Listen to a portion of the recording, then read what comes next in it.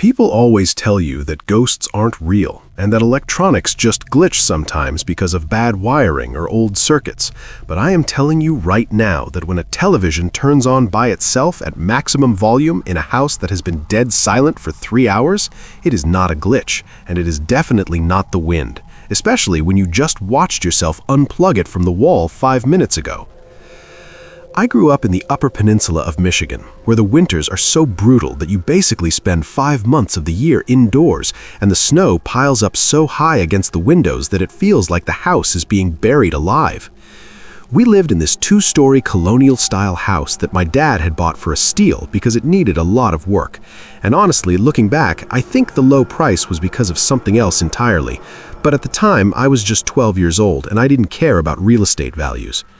It was a Saturday night in February, and my parents were going to a dinner party at a friend's house about 10 miles away, which, in Michigan snow, might as well be 100 miles. So they gave me the standard lecture about not opening the door for strangers and keeping the phone close, and then they headed out into the blizzard. I remember watching their taillights disappear down the driveway and feeling that instant heavy silence that falls over a house when you are suddenly the only living thing inside it. I was totally fine with being alone because I had rented a stack of horror movies from Blockbuster and I had a frozen pizza, and my plan was to camp out in the living room all night. The living room was long and narrow, with the TV at one end and the couch at the other, and right behind the couch was the opening to the dining room, which was always pitch black. I started watching my movie, and everything was normal for the first hour, aside from the wind howling around the eaves of the house, which is a sound you just get used to up there. Around 9 o'clock, I paused the movie to go into the kitchen to get a soda, and as I was pouring the drink, I heard a blast of sound from the living room that made me jump so hard I spilled Coke all over the counter. It was static, just pure white noise, screaming at full volume. I ran back into the living room, thinking I had sat on the remote, but the remote was sitting on the coffee table exactly where I left it. The TV screen was just snowy static, flickering gray and white light all over the room. My heart was pounding, but I figured, okay, maybe the cable box surged or something. So I grabbed the remote and hit the power button. The TV turned off. The silence rushed back in, and it was heavy. I laughed at myself for being jumpy and sat back down, but I didn't unpause the movie right away because the mood was kind of killed. I just sat there, staring at the black screen. Then, about 2 minutes later, click, the TV turned back on. Not to the movie input, but back to channel 3 static, and the volume bar on the screen was climbing up all by itself. I watched the little green bars go from level 10 to 20 to 30 all the way to max while the static screamed at me. This time, I was scared. I grabbed the remote and mashed the power button, but nothing happened, so I ran up to the TV and manually pressed the button on the set. It turned off. I stood there, panting, waiting. 5 seconds later, it turned back on right in my face.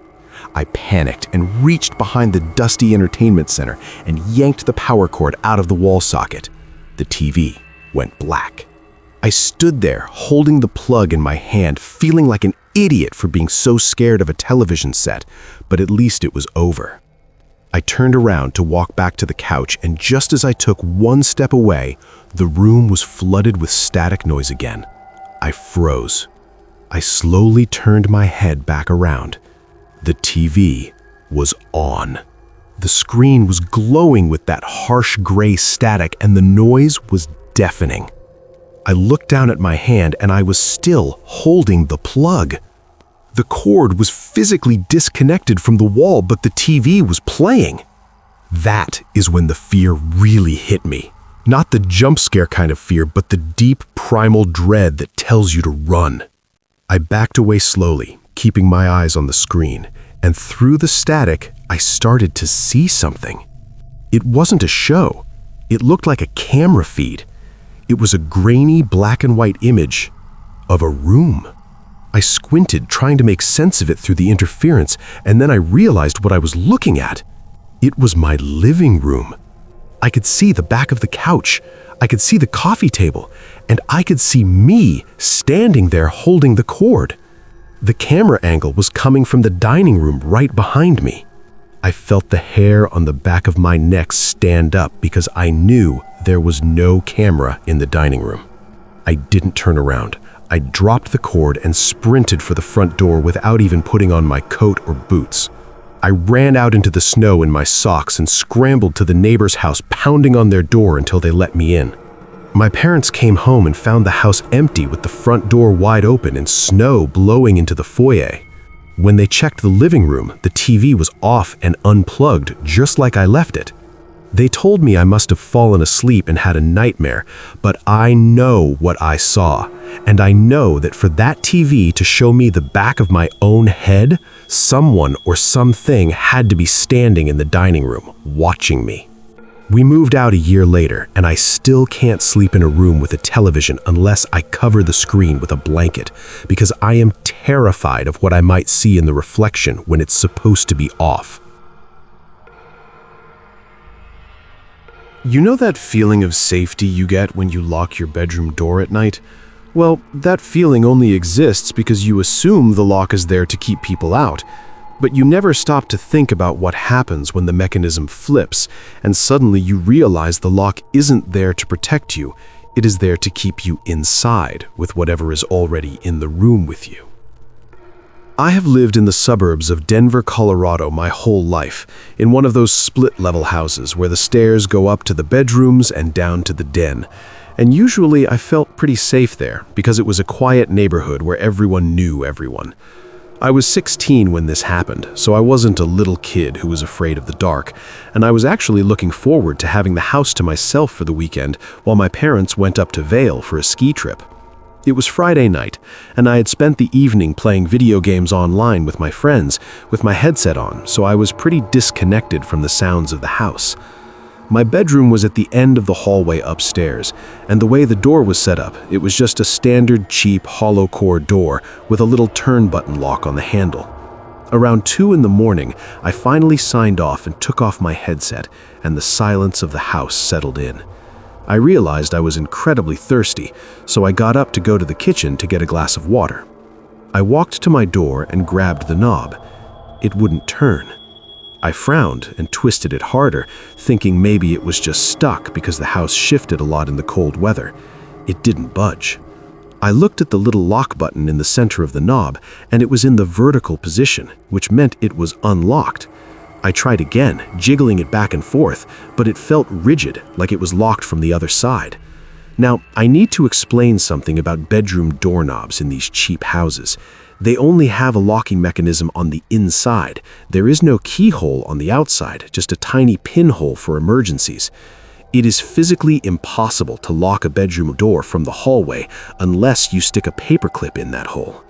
I stood there for a second, just confused, thinking maybe the latch broke inside the mechanism. "Come on," I whispered to myself, getting annoyed. I put my shoulder against the door and pushed, but it held fast. Then I heard it. A soft, distinct click from the other side of the door.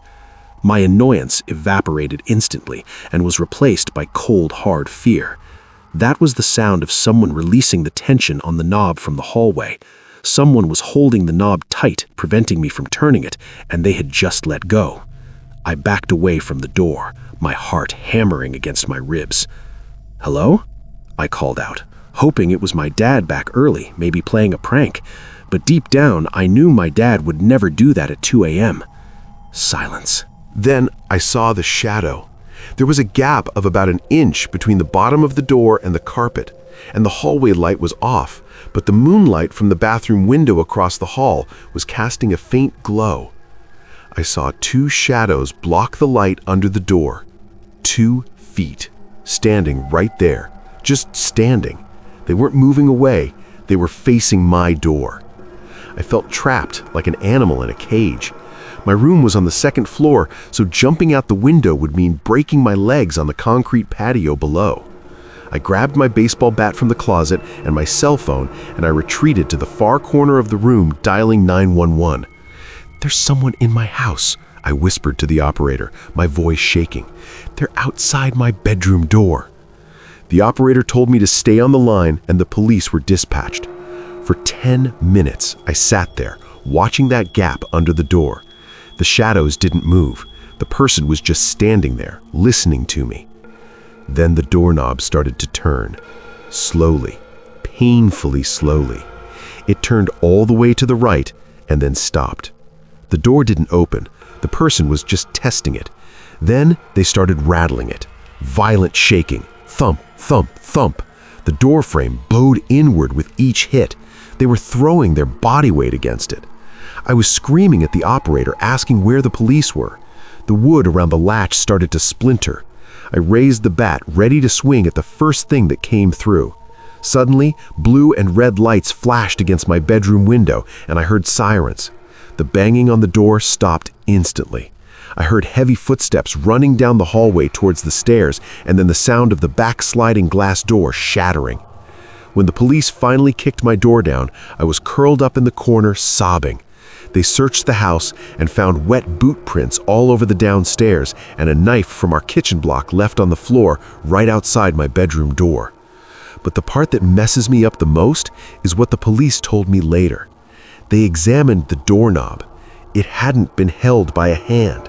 Someone had used a heavy-duty zip tie to tie my doorknob to the linen closet handle across the hall.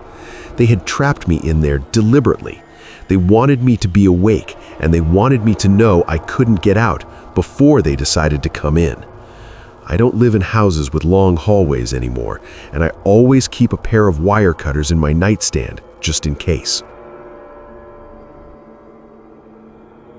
Hide and seek is a fun game when you are a kid because you know that if you stay quiet long enough, someone will find you and the game ends.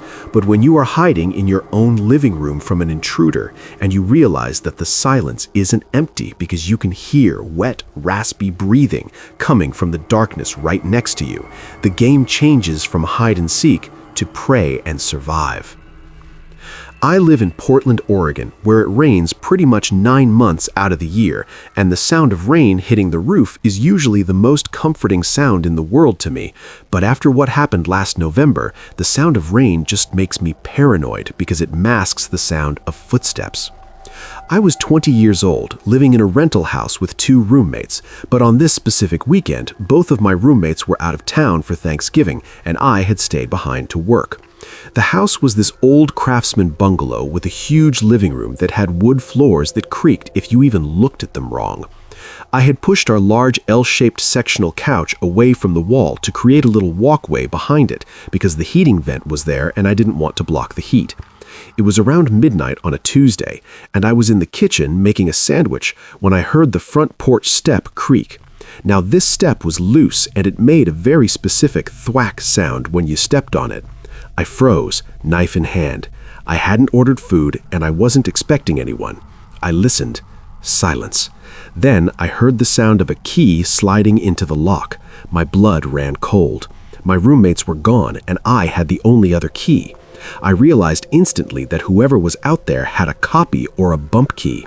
The lock tumbled and the knob turned. I didn't have time to run to the back door without being seen from the entryway, so I did the only thing I could think of. I dove over the back of the sectional couch and curled up in that narrow gap between the sofa and the wall. It was tight and dusty, and I had to pull my knees to my chest to fit. I heard the front door open and the sound of wet boots stepping onto the hardwood floor.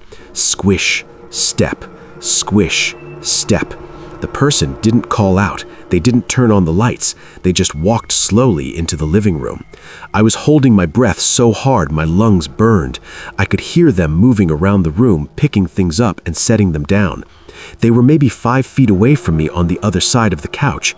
I was terrified they would look over the top, but the couch was high-backed, so I was well hidden as long as they didn't walk around. The intruder walked over to the TV stand, and I heard the sound of electronics being unplugged. They were stealing our stuff. I was thinking, okay, just take the Xbox and leave. Please, just leave.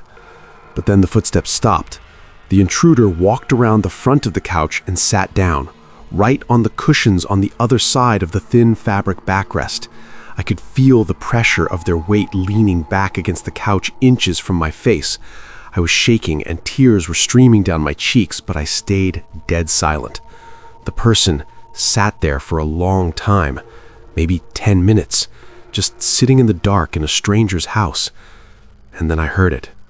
At first I thought it was the wind outside, but then I realized it was coming from right next to me, not from the person on the couch, but from further down the gap behind the couch. In the darkness to my left, about 3 feet away, I heard breathing, slow, rhythmic, raspy breathing. My brain couldn't process it. I was hiding behind the couch. The intruder was sitting on the couch, so who was breathing next to me? I slowly turned my head in the pitch blackness and squinted. As my eyes adjusted to the shadows, I saw a shape, a human shape, curled up on the floor in the dust bunnies just a few feet away from me. It was a man. He was facing me. His eyes were wide open and glistening in the dark. He wasn't the intruder who just broke in. He was someone else, someone who had been hiding there before I even dove down. He smiled at me, a wide, toothy grin, and raised a finger to his lips in a shh motion. My mind broke. I screamed. I couldn't help it. I just screamed at the top of my lungs and scrambled up from behind the couch. The guy on the couch jumped up and ran out the front door, terrified by my scream. I didn't care about him. I scrambled over the cushions and ran for the kitchen, grabbing a knife and locking myself in the pantry until the police came. When the cops arrived, they cleared the house. The guy who broke in was gone, but behind the couch, they found a sleeping bag, food wrappers, and a makeshift pillow. The man I saw hiding there had been living behind our couch for weeks, maybe months, coming out when we were at work or asleep. The breathing I heard wasn't the burglar. It was my roommate that I didn't know I had. I moved out the next day, and I broke the lease, and I don't care about the credit hit because I can never, ever sit on a couch again without checking what is living behind it first.